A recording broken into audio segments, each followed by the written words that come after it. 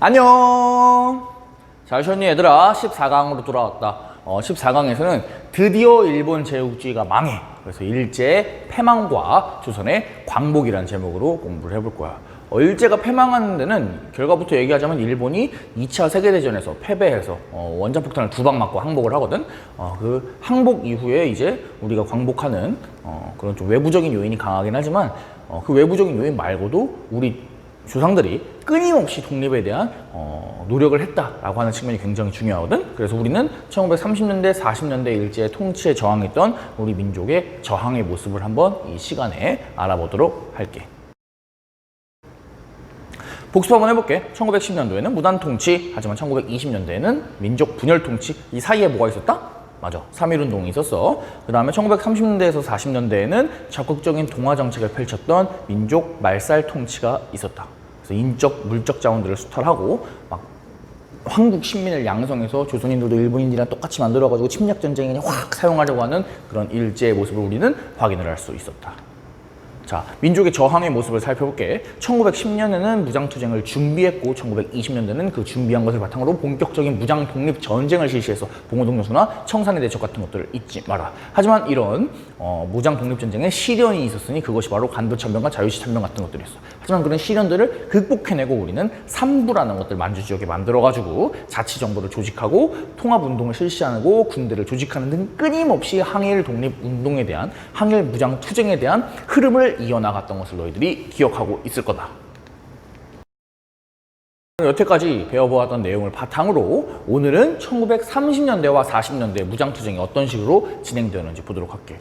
1930년대와 40년대 무장투쟁은 크게 만주 지역과 그리고 중국 관내 지역에서, 그러니까 중국 본토 지역에서 이루어진 무장투쟁으로 두 개로 나누어서 설명을 할 수 있는데 순서대로 한번 공부를 해보자. 자, 먼저 만주 지역에서의 무장투쟁이야. 선생님이 지난 시간에 1931년도에 일제는 침략전쟁을 본격화하면서 만주로 쳐들어온다 그랬지. 그게 만주사변이었어. 중국도 만주사변을 겪으면서 이제 일본의 침략이 더 이상 남의 얘기가 아닌 거야. 아, 진짜 이제 일본 본격적으로 침략하는구나. 우리 이제 일본이랑 싸워야겠구나. 이런 생각을 했던 거야. 결국에 만주 지역에 있던 조선인들과 중국인들이 함께 힘을 합쳐서 항일투쟁에 참전하게 되니 이것이 바로 한중연합작전이다. 중국인들과 한국인들은 한중연합군을 만들어서 함께 힘을 합쳐서 일본군들과 싸웠으니 그것이 바로 1930년대 초중반부의 만주에서의 무장독립운동 전개 포인트라고 할 수 있겠다. 대표적으로 뭐 지청천 장군이나 양세봉 장군 같은 장군들이 중국인과 연합해서 일본군들을 소탕하는 데 큰 공을 세우셨는데 지청천 장군 같은 경우에는 아주 양력도 화려하시고 훌륭한 분이기 때문에 잠깐만 살펴볼게. 이렇게 생겼어. 아주 잘생기셨지. 김구 선생님이랑 같이 서 있는 사진만 봐도 이 옷발이 대단한 것 같아요. 진짜 멋있는 것 같아요. 수염도 아주 멋있게 해주셨네. 지청천 장군님 같은 경우에는 집안 자체가 무관 출신 집안이야. 무관을 대대로 배출한 집안에서 태어나셨고 대한제국 시기에 육군 무관학교에 입교한다. 하지만 우리가 대한제국이 일제 나라를 빼앗기면서 그리고 군사권도 빼앗기고 그랬었던 거 기억나지? 그러면서 당연히 육군 무관학교는 폐교되게 되고 이 타이밍에 어떻게 할까를 고민을 하던 지청천 장군은 호랑이를 잡으려면 어디로 가야 되니 얘들아? 호랑이 굴로 들어가야 되지. 그래서 일본 육군사관학교에 입교한다. 그래서 일본 육군사관학교에 입교해서 실제로 졸업을 해. 그래서 일본인 장교가 된 지청천 장군은 일본의 그런 군대 시스템이나 그런 교본 이런 것들을 파악을 한 다음에 그걸 들고 그대로 어디로 갈까? 만주의 신흥무관학교로 가는 거야. 그래서 만주 신흥무관학교에서 군인들을 양성을 하고 이후에는 실제로 청산의 대첩에 참여도 하고 이후에 자유시까지 가서 자유시 참여를 겪기도 해. 참 화려하시지. 그 다음에 이제 1930년대에 여기서 배우는 한중연합작전에 적극적으로 뛰어드셔서 활약하는 거지. 이 한중연합작전 이후에는 중국 본토로 이동을 해와서 임시정부에 합류를 하고 나중에 임시정부에서 잠시 뒤에 배울 한국광복군을 설립을 했을 때는 한국광복군의 총사령관 자리까지 올랐던 아주 멋진 독립운동가 장군님이 바로 지청천 장군님이 되겠다. 너희들 이름이 조금 생소할 수 있는데 뭐 김구, 안중근 이런 선생님 말고도 우리가 중학교 정도 됐으면은 좀 더 많은 사람들의 이름을 한번 알아두면 좋을 것 같아. 그래서 지청천 장군님 정도 한번 이 시간을 통해서 알아봤으면 좋겠다. 자, 선생님이 1930년대, 40년대 무장투쟁의 포인트는 한중연합작전이라고 해서 1930년대 한중연합작전, 중국과 일본이 연합군을 결성을 했어. 하지만 문제는 뭐냐면 처음에 연합군을 결성을 해서 일본인들을 일부 공격하고 정권을 얻는 데 성공을 했으나 일본이 만주를 완전히 점령한 다음에는 만주에서 활동할 수 있니 없니? 없지. 그래서 대부분의 사람들이 중국 본토로 이동을 해서 무장투쟁을 준비를 했었어. 그리고 일부 세력들이 남아서 만주 지역에서 막 국내로 쳐들어가는 등의 국내 진공 작전을 펼치기도 했는데 이때 활약했던 사람이 누굴까 얘들아? 이때 국내 진공 작전을 활약했던 사람, 그 사람이 북한을 세운 김일성이다. 참 이때는 이렇게 독립운동도 열심히 하고 괜찮은 사람이었는데 왜 그렇게 권력에 눈이 멀고 민족의 그런 아픔을 무시하는 그런 아주 악독한 그런 독재자가 되는지 잘 모를 일이야. 아무튼 김일성이 이때 활약을 하기도 했다. 하지만 대부분의 사람들은 만주 지역에서 활동이 어려워지자 중국 본토로 이동을 해서 계속해서 무장투쟁을 준비해 나갔다. 이런 모습들을 너희들이 기억하면 되겠다. 1930년대 한중연합작전. 그럼 이어서 만주 지역에 대해서 배워보았으면 이제 중국 본토, 중국 관내에서는 어떤 무장투쟁이 있었는지 알아보도록 할게. 너희들은 이때 한 사람을 다시 기억해야 된다. 그래, 바로 우리가 의열단에서 배웠던 김원봉이야. 김원봉은 이때 중국 관내에서 조선의용대라고 하는 군대를 창설한다. 우리가 중국 정부로부터 인정받은 최초의 공식적인 군대야, 조선의용대. 근데 김원봉은 의열단 단장이었잖아. 그럼 어떻게 해서 조선의용대까지 되는지 볼게. 김원봉은 의열단 활동을 했지만 의열단이 어떤 활동을 했니 얘들아? 막 폭탄을 던지고 막 총으로 쏘고 이런 활동들을 했지. 그래서 총으로 쏘고 폭탄을 던지면 어떻게 했어? 그 사람들 살아나올 수 있겠니? 아니겠지. 사람들이 잡혀가지고 잡히면 어떻게 돼? 감옥에 가거나 아니면 처형을 당하거나 했을 거야. 그래서 이런 방식의 투쟁 방법으로는 일시적인 그런 선전 효과는 클 수 있지만 연속적으로 투쟁을 지속하기가 어렵다라고 하는 한계가 있었어. 단원들이 계속해서 죽어나가고 경찰에 잡혀가는데 어떻게 해서 그 단체를 유지할 수 있겠니? 결국에 의열단은 해체하게 되고 의열단 단장이었던 김원봉은 어디로 가느냐? 중국의 군사 양성기구인 황포군관학교라고 하는 곳에 입교해. 여기서 이제 황포군관학교를 졸업하고 그 다음에 거기서 군사 지식을 얻고 중국 군대에 참여하기도 하는 등의 활동을 벌이다가 마침내 중국 관내에서 중국 정부의 지원을 받아서 조선의용대를 창설하게 된다. 자, 중국 국민당의 지원을 받아서 결성된 조선의용대의 사진이야. 멋있지? 가운데 아주 사진이 잘 나왔네. 당시 중국은 국민당, 그러니까 민족주의 계열과 공산당, 사회주의 계열로 크게 양분이 되어 있었는데 당시에 중국 정부를 다스리고 있던 쪽은 민족주의 계열이었어. 이 민족주의 계열의 리더는 장제스라고 하는 인물이 있는데 이 장제스라고 하는 인물은 김원봉이 이끌고 있던 사람들,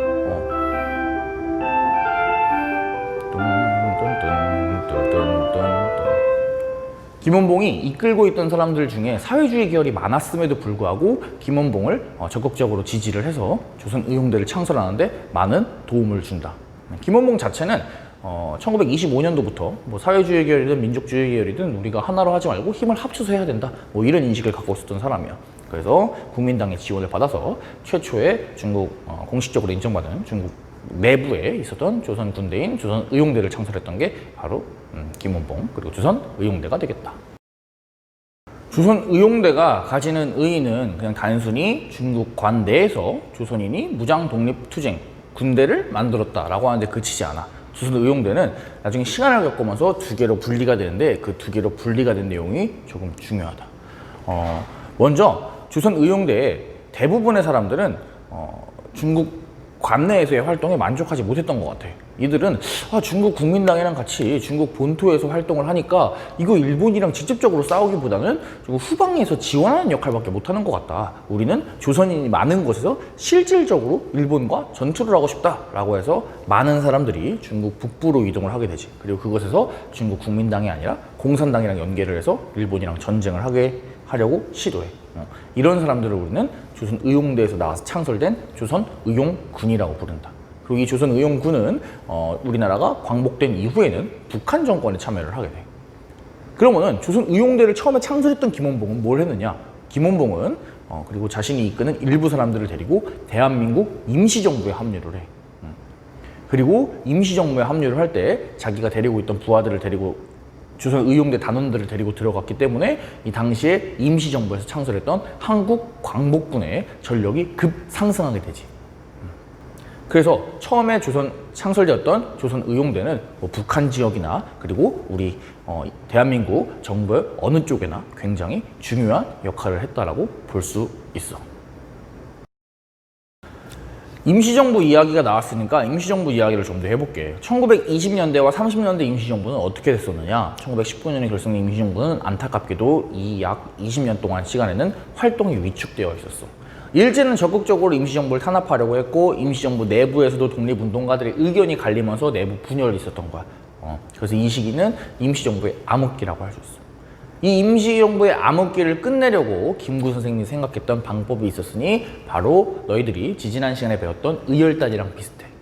바로 한인애국단이라고 하는 의열투쟁단체를 조직한 거야. 한인애국단이라고 하는 이름은 어색할지 모르지만 너희들 한인애국단에 속해 있었던 인물들을 보게 되면 누군지 바로 알 수 있을걸? 그래, 바로 이분들이다.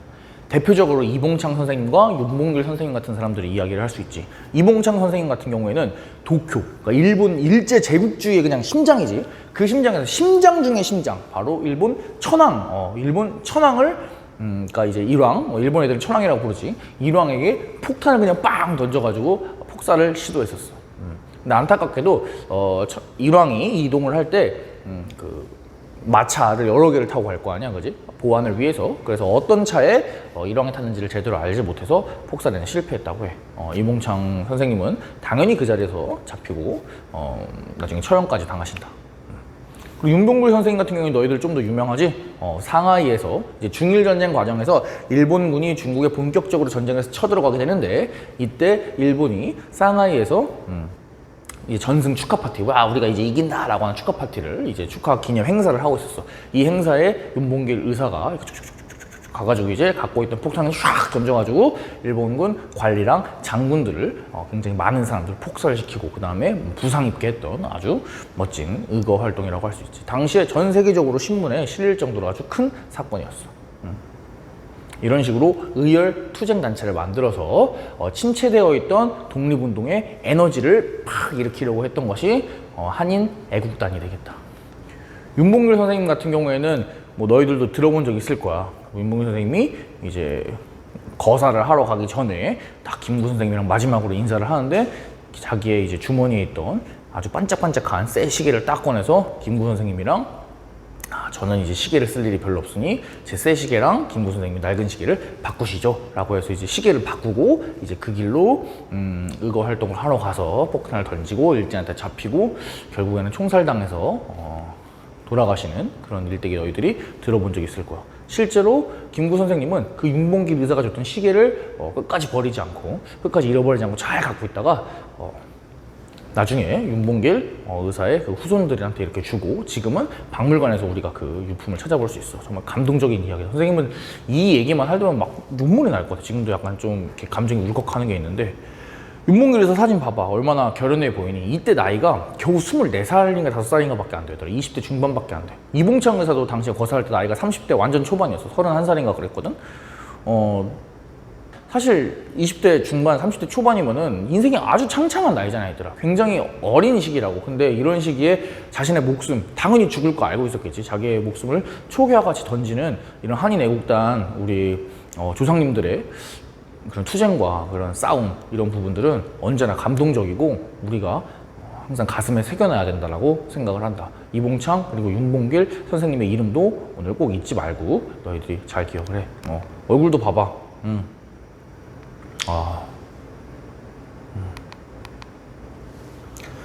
자, 임시정부에서는 그런 의열투쟁만 했냐? 아니었어. 의열투쟁은 아까도 봤듯이 의열단도 망했지. 그것처럼 이제 계속해서 지속해 나가기는 어려웠어. 결국에 임시정부에서는 독립군 부대, 군대를 창설하게 되니 그것이 바로 한국광복군이다. 이게 바로 1940년대야. 그리고 이 한국광복군의 총사령관에 임명되는 사람이 아까 말했던 지청천 장군입니다.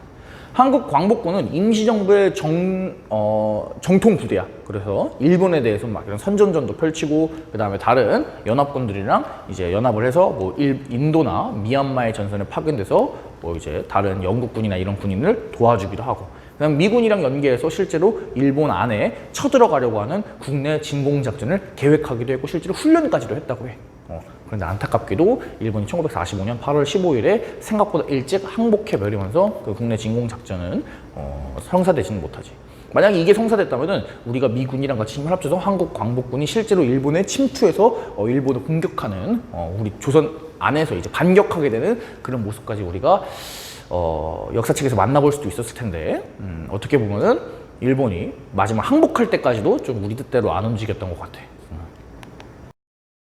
그래서 1940년대쯤 되면은 우리나라와 그다음에 해외, 그러니까 중국, 뭐 이런 곳에서 우리나라의 본격적인 건국을 위한 여러 단체들이 생겨야 되더라. 여기 보이는 것처럼 뭐 임시정부, 조선 독립동맹, 조선 건국동맹 같은 여러 가지 단체들이 생기면서 야 이제 일본 망하면은 실제로 우리가 조선의 새로운 나라를 세워야 되는데 이 나라를 어떻게 운영해야 될 거냐 이런 고민들을 하는 단체들이 많아지게 돼.